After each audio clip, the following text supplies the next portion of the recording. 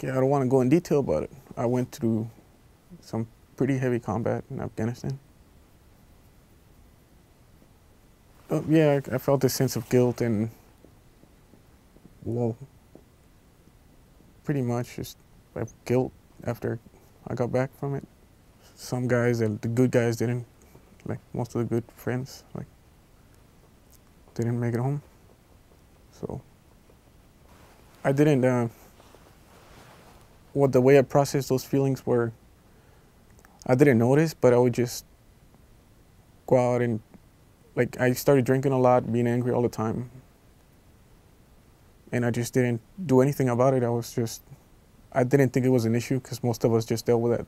Like everybody else in my unit was dealing with it the same. So I didn't have any, like, that's just how I dealt with things. And how I dealt with things, just drinking and just feeling really angry and starting fights with people just for no reason.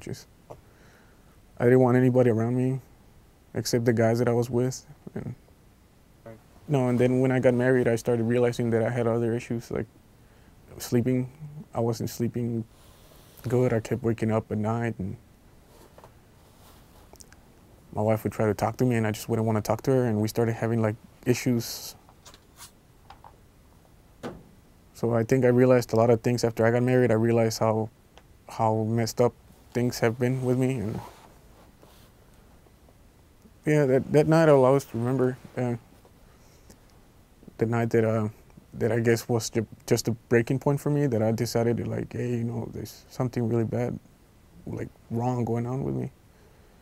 It was a night I just got really, just like my way of dealing or coping was just not saying anything to anybody. It was just drinking.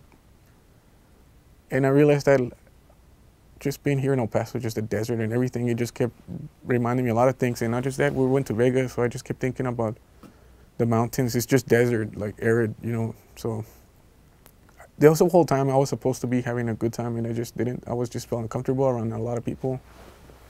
So one night at a hotel, I just was drunk and angry.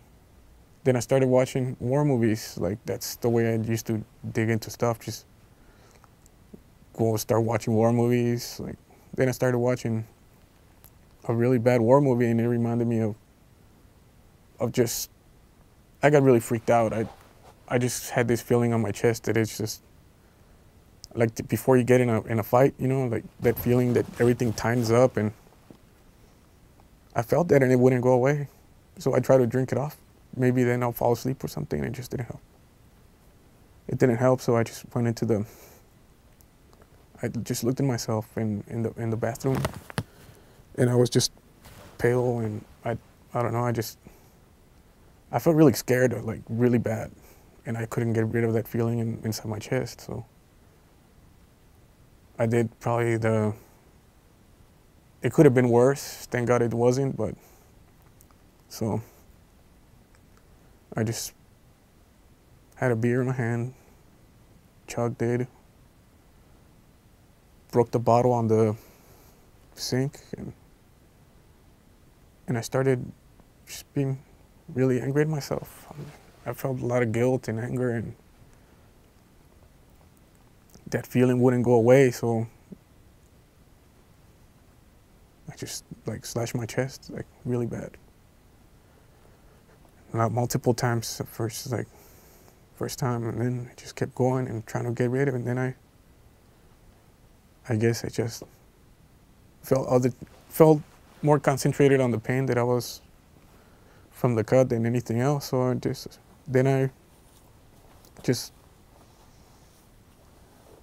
I was thinking about ending it right there, but I don't know. I guess if I wasn't in my right senses, if I would have been more, or if I would have had the means, I probably would have taken my own life.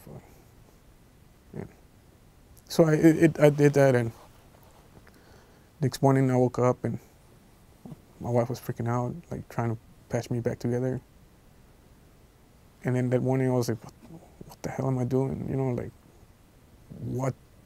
Like, I've always been pretty good. I've been a good soldier. Like, I think anybody that knows me, they know I'm squared away, and how much I try to be a good soldier. But after that, I just realized that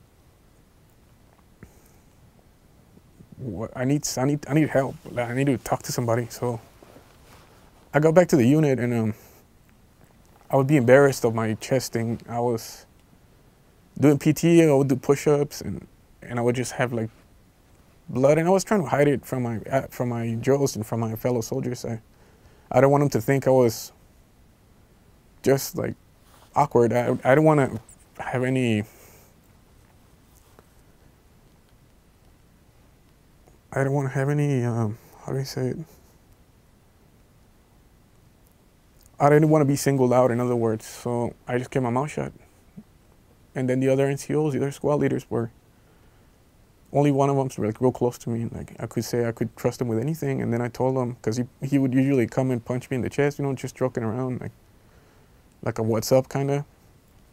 And I heard, I'm like, ah, and he's like, what's wrong? I'm like, nothing, man. So this went on until one day I just was running, and there was blood and sweat going down my shirt. And he's like, what the hell happened? I'm like, can I talk to you? And I told him, hey, you know, I don't think I'm a wuss. Like, don't. But I did this. I hurt myself. And he tells me, like, what the hell, Blanco? Like, come on, man. Like, you're right. Like, it's no shame. And like, he's one of the good guys. He's one of like the guys that everybody looks up to, kind of like one of the tough guys, like one of the like soldiers, like. And I would never think that he would be like, hey, go get help, he tells me. And then the first thing that starts going through my head, like, man, I'm not gonna, come on, I don't want to be labeled, I don't want to be that guy, I don't want to, because it's just the way the culture we had. And then he told me that, and he's like, dude, like, please, like, go get help, man. You're like my brother to me. So then I went home and I thought about it. Then I told my wife, and she's like, yeah, I'm leaving you if you don't. And I just was like, well, I thought, like, go ahead and leave me, you know, like, I'm not gonna go. But then I realized, like, what the things that I put her through, and I'm like, okay, I'm gonna get help. And I did. And it took me a while. Took me a while to get over that, and it still bothers me, but at least I'm alive, you know. Like, I'm pretty sure if I wouldn't have gotten help, there was gonna be another night that I would just go and do the same thing again. And who knows? Maybe, I don't know. Maybe if I wouldn't have gotten help, I would have, like I said, been in that situation again. And that's one thing I don't know. I just stopped being selfish, pretty much. I just thought about my family, and that we have the resources to go and kind of get better, you know. Like, so yeah, I went to get help and started talking there at the Embedded Behavioral Health in 1-1. It just started from there. Went to therapy, started talking to people, started seeing other guys that were there from the same, you know. I started socializing with guys that have done or gone through the same things I have, and I started letting things out and talking to other guys. And then from there, I got sent to the War Resiliency Center. And after that, like, just going there is just even more intense. Like, you just talk about it to detail with other guys, and it feels good to get rid of that feeling that you're not the only one going through some stuff, and it's never too late to go and talk to somebody. Like, that's what I learned, and now I think I'm doing a lot better. I'm not completely. I'm pretty sure I'll never be completely okay with what I've done and stuff like that, but at least now I can say that I can be like, okay, I can go on, and that things will get better eventually. I think you have to hit rock bottom, and then I think once you hit rock bottom, if you choose life after that, it's a lot easier, because you realize you have a second chance, you know. Like, to defeat the stigma, I think we should